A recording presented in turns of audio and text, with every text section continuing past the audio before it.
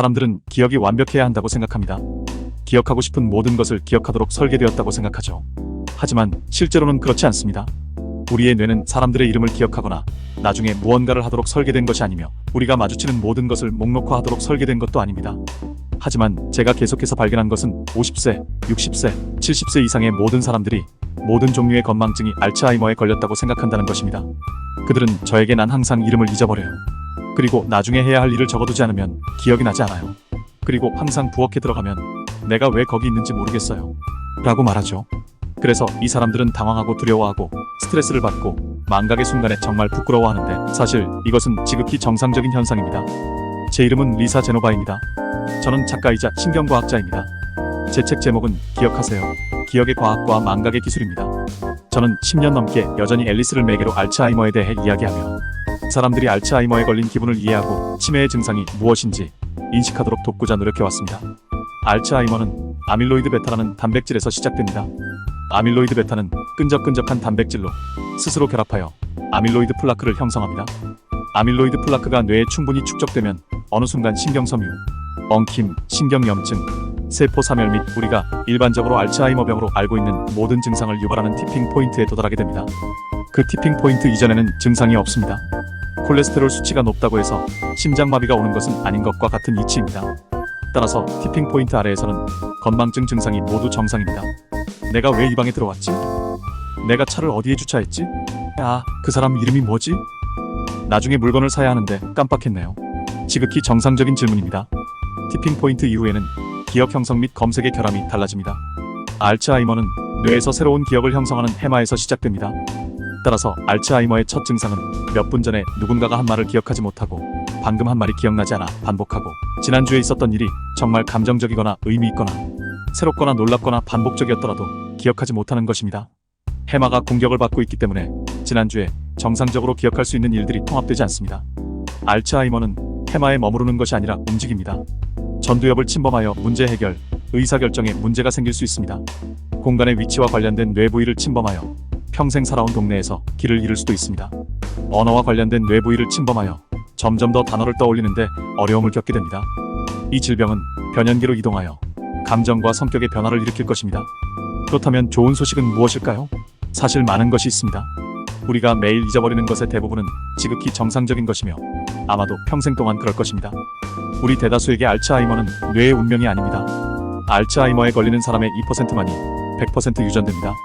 아밀로이드 플라크가 축적되는 데는 15년에서 20년이 걸리며 우리가 어떻게 생활하느냐에 따라 영향을 받을 수 있습니다. 그렇다면 아밀로이드 플라크 수치에 영향을 미치는 요인은 무엇일까요? 수면입니다. 잠을 자는 동안 뇌에는 아교세포라는 세포가 있습니다. 이 세포는 뇌의 청소부 역할을 합니다. 하수 및 위생부서와 같은 역할을 합니다. 이 세포는 깨어있는 동안 뇌에 쌓인 신진대사 찌꺼기를 치우는데 매우 바쁩니다. 그리고 이 과정에서 가장 중요하게 제거되는 것 중 하나가 아밀로이드 베타입니다. 따라서 충분한 수면을 취하지 않으면 아교세포가 제 역할을 할 시간이 부족하여 아침에 일어나면 뇌에 아밀로이드가 제거되지 않은 채로 남아있게 됩니다. 이런 일이 수십 년, 그러니까 1520년 동안 아밀로이드 플라크가 축적되면 알츠하이머병 발병 위험이 높아집니다. 식단, 지중해식 또는 MIND 식단이 알츠하이머 위험을 3분의 1에서 2분의 1까지 줄일 수 있다는 좋은 연구 결과가 많이 발표되었습니다. 이는 무지개를 먹는 것을 의미합니다. 녹색 잎채소, 밝은 색의 과일과 베리류, 지방이 많은 생선, 견과류, 콩, 올리브 오일. 이러한 음식은 뇌 건강을 지원하고 알츠하이머를 예방하는 데 도움이 됩니다. 운동은 알츠하이머 위험을 줄이는 데 효과적입니다. 일주일에 4에서 5회 30분간 빠르게 걷는 것만으로도 아밀로이드 플라크 수치가 감소하고 알츠하이머 발병 위험이 3분의 1에서 절반으로 줄어듭니다. 다시 한번 강조하지만 이는 매우 중요합니다. 알츠하이머 위험을 50%까지 줄여주는 약을 준다면 여러분은 그 약을 복용할 것입니다. 그래서 우리는 일어나서 움직이고 싶습니다. 만성 스트레스는 현재 새로운 기억을 만들어내는 데 있어서도 그리고 미래의 알츠하이머에 걸릴 위험을 높이는 데 있어서도 우리의 기억력에 정말 좋지 않습니다. 만성 스트레스를 받으면 코르티솔 수치가 계속 높아집니다. 여러분은 끊임없이 싸우거나 도망치는 상태에 놓이게 됩니다. 이것은 해마에 정말 좋지 않습니다. 실제로 신경 생성을 억제하여 해마의 크기가 줄어들고 새로운 뉴런의 생성이 억제됩니다. 따라서 새로운 기억을 형성하는데 필수적이며 알츠하이머병에 가장 먼저 걸리는 해마의 구조가 작아지게 됩니다. 이것이 바로 우리가 스트레스를 관리하는 일을 하려는 이유입니다. 요가, 명상, 마음챙김, 운동, 사람들과 함께하는 것 등이 바로 그것입니다. 이 모든 것들은 코르티솔 수치를 회복시키고 해마의 크기를 회복시키는 것으로 나타났습니다. 새로운 것을 배우기. 방금 언급한 것들을 해본 적이 없다고 가정해봅시다. 만성적으로 수면 부족에 시달리고 새벽 3시까지 넷플릭스를 시청하고 수십 년 동안 아이를 키우고 여성이고 폐경기를 겪었다고 가정해봅시다. 이 모든 것을 나열할 필요는 없습니다. 아밀로이드 플라크 수치가 그 티핑 포인트에 도달하여 알츠하이머를 유발하는 계단을 밟았다고 가정해봅시다. 인지적으로 활동적인 삶을 살아왔다면 정기적으로 새로운 것을 배우며 인지 예비력을 쌓아가고 있는 것입니다. 새로운 것을 배울 때마다 새로운 시냅스를 만들고 새로운 신경 연결을 구축하는 것입니다. 그렇다면 이것이 알츠하이머와 어떤 관련이 있을까요? 내 뇌에 알츠하이머병 병리가 있는 경우 아밀로이드 플라크가 특정 수의 뉴런 사이의 연결을 엉망으로 만들어 일부 시냅스를 차단합니다.